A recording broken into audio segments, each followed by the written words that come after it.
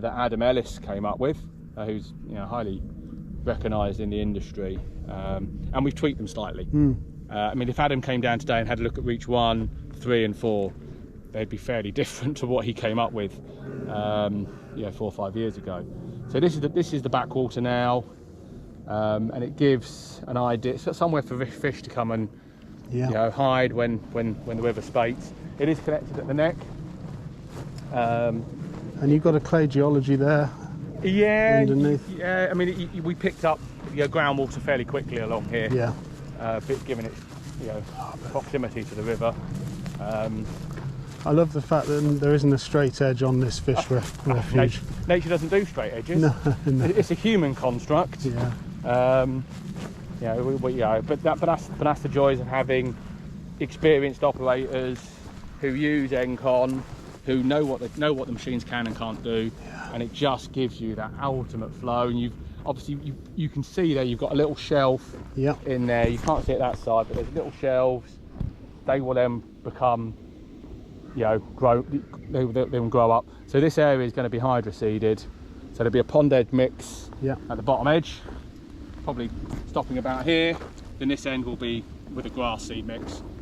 So it's kind of an EP1 and an EG1 for those who know their Emor's Gate. And that water level will vary as the water level varies throughout the seasons. Yep. So you'll get wetted perimeter change, you'll get dry and wet periods with the seasons. All of that. You've got different depths. Yeah, it's really, really smart. Good job. And there's a really nice riffle that Joel put in. I took a couple of weeks out because I was just stacked out with stuff going on in the office and the bigger, wider picture at PB. So, and I came back and Joel was like, oh yeah, I've just thrown this bit of a regrade in and built this whole riffle. And it's really quite pleasant. Obviously it's a bit green at the moment, a bit brown at the moment, but it just gives you that whole effect of a really pleasant river.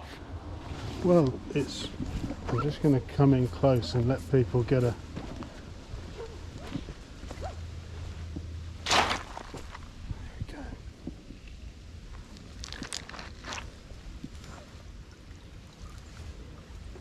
I mean, that looks fishy over there under that overhanging thorn and the big poplar on the bank.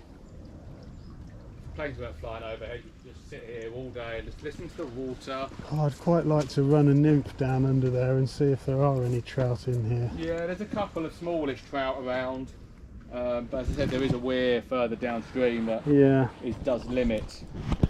Good job, this is lovely. Yeah. So, probably got another couple of weeks here.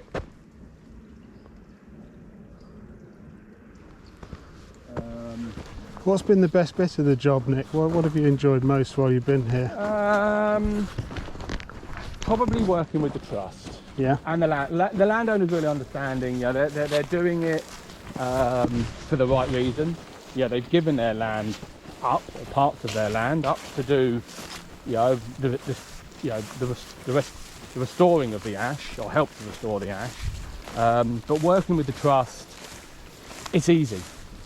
It's easy in as much as it's collaborative. Yeah. Everyone's pulling in the right directions. Yeah. You're all facing the same way. You're all facing the same way. You all know what you want to do, and it's as I said, the design's changed somewhat from the original spec, the original tender documents, and we made it clear very early on that don't see it as volumes or values. See, just take the money and go, let's work together, see what we can do with and this. see what we can do together. Instead of building 400 meters worth of berms, okay, let's take some of that money and we'll put some of that over there, and we'll do a little bit more here, and we'll do a little bit more there, all of that sort of stuff, because sites are generally fluid. Unless you're on a construction site and you're building a bridge where you have to work to those millimeters. When you're working with nature and you're in an environment like this, you can be a bit more fluid, and you can be a bit more freehand. and then therefore you get bigger benefits. So here, for example, this scrape here wasn't on the original design. Okay.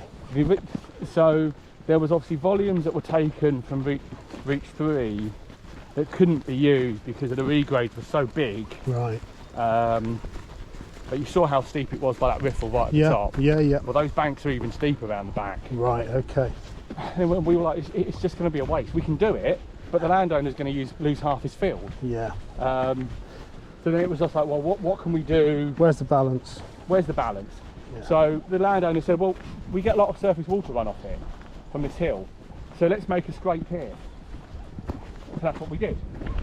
So you've got this massive gradient. It will just collect in here. It will filter out into the river eventually. Yeah. But it will just hold and sit here, you know, and a bit ephemeral to a point. Yeah, but when that's greened up and it's yeah, you've got two different aspects. You've got different gradients and different slope length on either side. Yep. That's going to be filled with all layers of biota.